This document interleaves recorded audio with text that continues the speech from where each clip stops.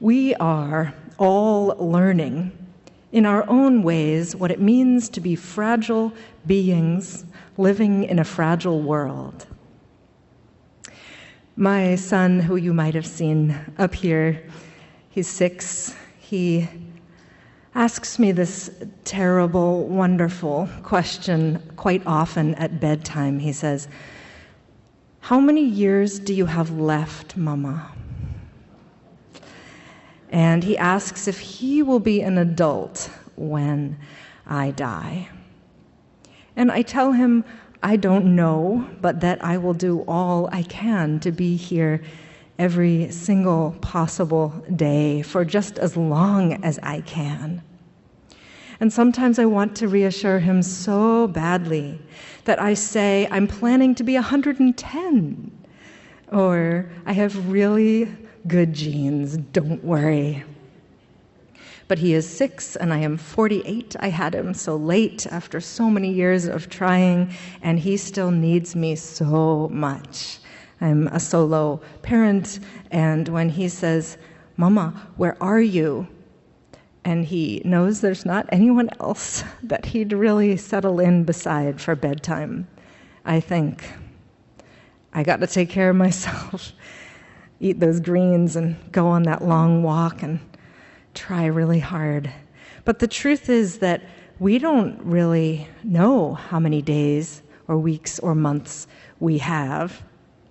And as I wake in the morning, his little head is just wedged in my armpit, or his leg is tossed across my middle. I think for the 1,000th time that life is just a gift. Every single day is like, how did we even get here at all and have this impossible life? How did I win the lottery and get this chance to show up and to learn and to grow and to love with this little guy and with all of you? Long life isn't promised as a reward for taking care of oneself or being good or even having good genes. Societal factors or luck or circumstance all play a role, but none of us knows how long we'll have. Facing our mortality is sobering and life-affirming, both at once. And it's also where compassion begins, in the honest knowing of our own limits, and in the tenderness that arises when we recognize that same vulnerability in others. Forrest Church wrote, "Religion is our human response to the dual reality of being alive and having to die. We are the only creatures that we know about who know we must die, and the only ones who can live with that knowledge bravely, creatively, and lovingly." He also said, "The purpose of life is to live in such a way that our lives will prove worth dying for." Our lives will prove worth dying for. And though we die once when our breath leaves us, we die again when our stories stop being told. Religion, at its best, helps us to live so that our stories and our love will be worth remembering. It is precisely in this awareness of life's fragility that compassion begins. Pema Chodron writes, "Compassion is not a relationship between the healer and the wounded, it's a relationship between equals. Only when we have touched our own darkness can we truly be present with the darkness of others. Compassion is not a cure we offer from above, it's a bridge that connects us, a recognition of our shared humanity, our shared imperfection, our shared becoming." When I was 9, I spent many afternoons in the nursing home with my grandmother, who had Alzheimer's. At first, I thought I was just visiting my grandmother, But as the months went by, the visits expanded. The women in the hallways would reach out their hands to me, as if to enfold me as I passed by. If I stood still, they smoothed the hair out of my eyes and patted my arm, offered me milk from their trays. One year when I changed schools and felt particularly ugly and unlovable, a twinkle-eyed elder gave me a porcelain doll from her shelf, saying, "This doll looks like you." I had never owned anything so pretty and so fragile before, and I certainly didn't think I deserved it. But she saw something in me, and she didn't say that with words. She got the doll down so carefully from just almost out of her reach, and she held it out, and she looked up at me, and she went like this with her hand, like indicating my hair and the doll's hair. And then she said, "You." And then she put the doll again and again into my arms. I kept trying to return it to her. I thought it was her baby, so to speak, and she gave it to me. "You," she said, "hair." The women in this nursing home had so often lost their self-consciousness, but they delighted in me, a stranger. I had thought I was visiting just to bring comfort to my grandmother, but it was the elders who offered it, showing me what love looks like when all pretense has fallen away. Compassion, I've come to see, moves in both directions. These women didn't know my name or my age or whose grandchild I was. It didn't matter. They simply wanted to hold my hand as we wheeled down the hall. Life clings to life. My grandmother, who once founded and ran schools all over the world, no longer understood her glasses case. But her last chapter was not confusing or sad to her.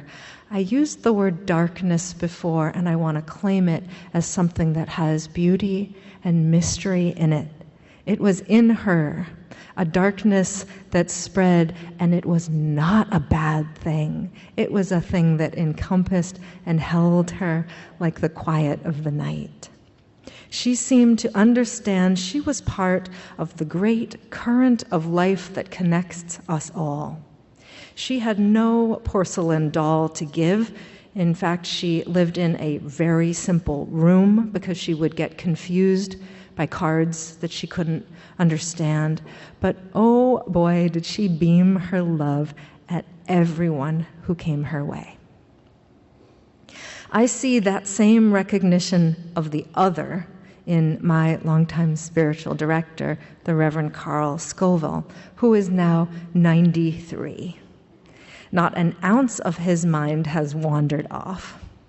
And the last time we met, a couple weeks back, he kneaded a loaf of bread from his mother's recipe while I stood beside him. And then it rose while we talked about ethics and theology. And when we moved on to discuss his cancer, it baked. Later, we ate it with a simple soup made by his 92-year-old wife, Faith. It was communion for us all. There was no elder and no younger, no healer and no wounded in that moment, although I was conscious that 1,000 times over, this lifelong minister had held up a loaf of bread and blessed it and broken it and shared it.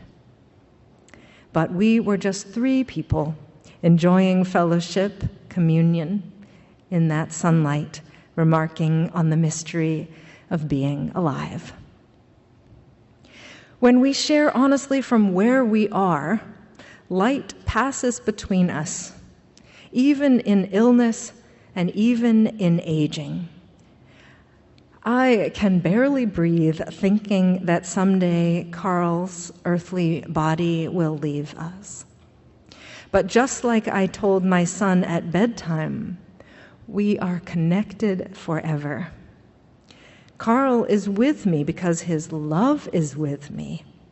When I left his house, he pressed an extra loaf, still warm from the oven, into my hands. A week later, his mother's recipe arrived in the mail, handwritten by Carl on a little 4x6 card. And I have never met his mother, of course, but I now carry her love. Last Thursday evening, a small group of us gathered for Vespers in the sanctuary of the Harvard UU Church where I serve. The warm candlelight danced upon our faces, and an occasional car drove by on the quiet road. There were new faces among us, I noticed. 2 men, clearly a couple, who had come because of a recent terrible loss. All we wanted to do was to be gentle and open and to offer a place of rest and presence for them.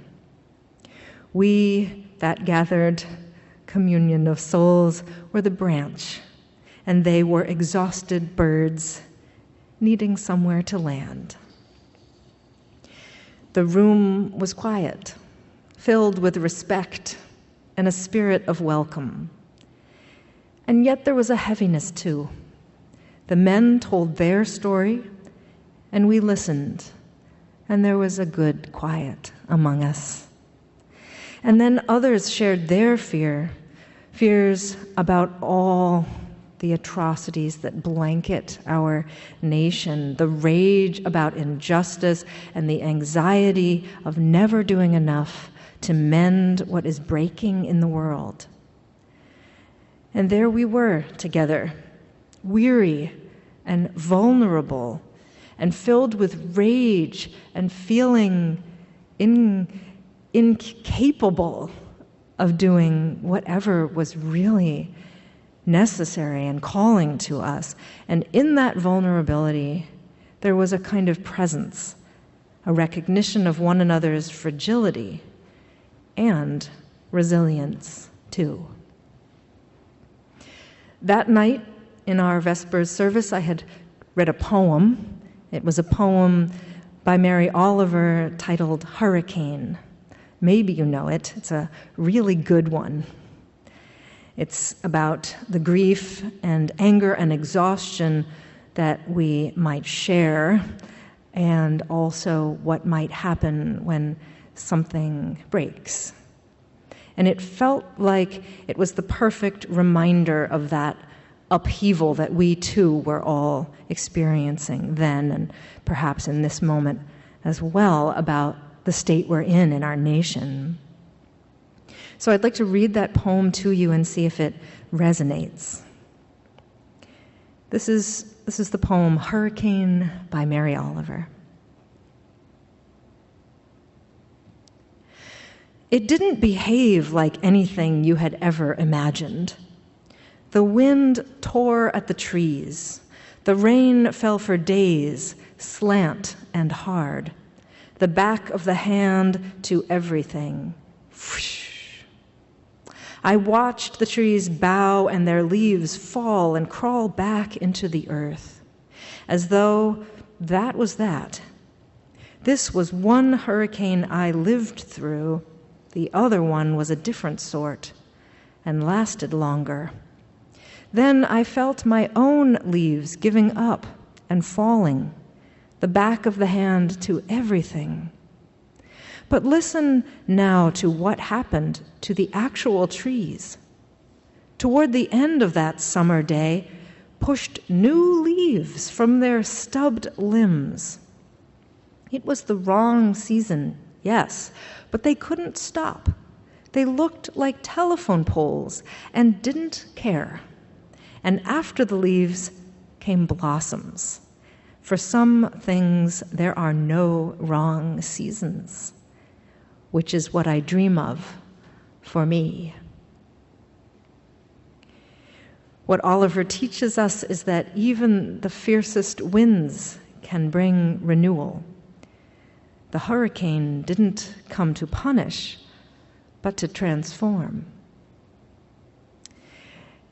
And then after hearing that poem, one of the newcomers spoke. He said, "My friends are farmers. When their apple trees begin to die, they wrap chains around the trunks, real chains, attached to those like tractor things, and they shake the trees. They beat the trees with heavier sticks, and then they take a chainsaw and they nick the branches. And it sounds terrible.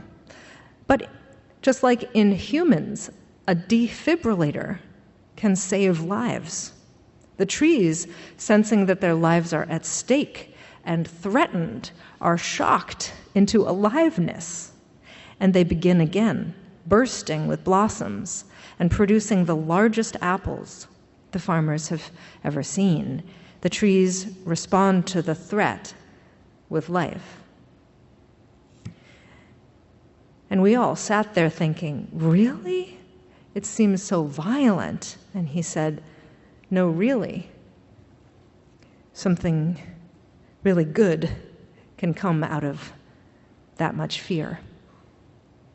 It's what Mary Oliver and Pema Chodron both ask of us, to meet life's shaking, not with fear, but with compassion, first for ourselves and then for one another.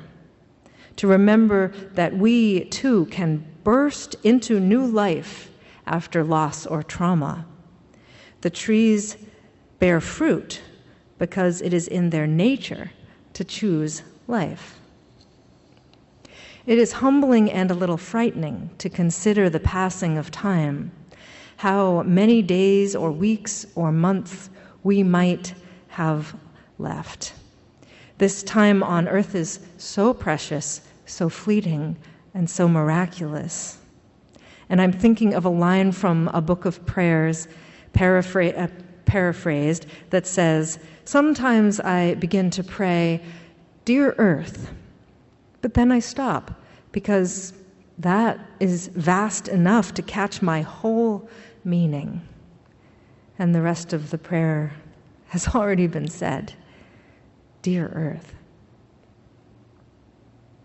Perhaps you are familiar with the poem by Stanley Kunitz called The Layers. It reminds us that change keeps unfolding and that touching our own vulnerability helps us see and honor it in others. I'd like to share it because it's just that good. I have walked through many lives, some of them my own, and I am not who I was, though some principle of being abides from which I struggle not to stray. When I look behind, as I am compelled to look before I can gather strength to proceed on my journey, I see the milestones dwindling toward the horizon and the slow fires trailing from the abandoned campsites, over which scavenger angels wheel on heavy wings. Oh, I have made myself a tribe out of my true affections, and my tribe is scattered. How shall the heart be reconciled to its feast of losses? In a rising wind, the manic dust of my friends, those who fell along the way, bitterly stings my face. Yet I turn, exulting somewhat, with my will intact, to go wherever I need to go, and every stone on the road precious to me. In my darkest night, when the moon was covered and I roamed through wreckage, a nimbus-clouded voice directed me. Live in the layers, not on the litter. Though I lack the art to decipher it, no doubt the next chapter in my book of transformations is already written. I am not done with my changes. When I first encountered Stanley Kunitz's poem, The Layers, years ago, I thought it was about grief, about looking back at all that has been lost. Now it feels more like a guide to living. Each day is a gift, and each moment asks us to engage fully, to live in the layers, not on the litter, embracing our experiences, growth, and struggles rather than getting stuck on regrets or debris. It's here in this honest reckoning with our limits that compassion begins, in seeing our own vulnerability and in recognizing it in others. We wake up in the morning wondering how we can do anything that will be good enough for saving the world.